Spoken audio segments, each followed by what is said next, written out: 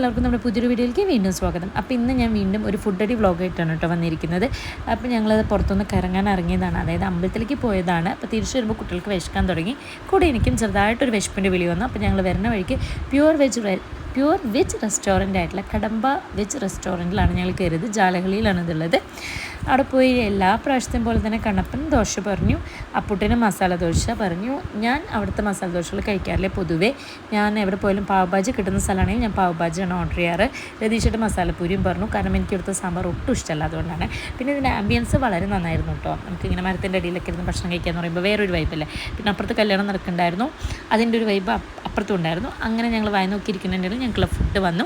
കണ്ണപ്പന് എന്താ ബട്ടർ ദോശ പറഞ്ഞിട്ടുണ്ടായിരുന്നു, അപ്പുട്ടിൻ്റെ മസാല ദോശയും വന്നു. ഞങ്ങൾക്കുള്ള പാവഭാജി മസാലപ്പൂരിയും വന്നിട്ടുണ്ടായിരുന്നു. പാവഭാജി മസാലപ്പൂരിയും യമ്മി ആയിരുന്നു. അതിന് വേണ്ടി ദോശ ഞാൻ ഒട്ടും കഴിക്കില്ല. അതിനുശേഷം ഞങ്ങൾ ഓർഡർ ചെയ്തത് ലസ്സിയായിരുന്നു.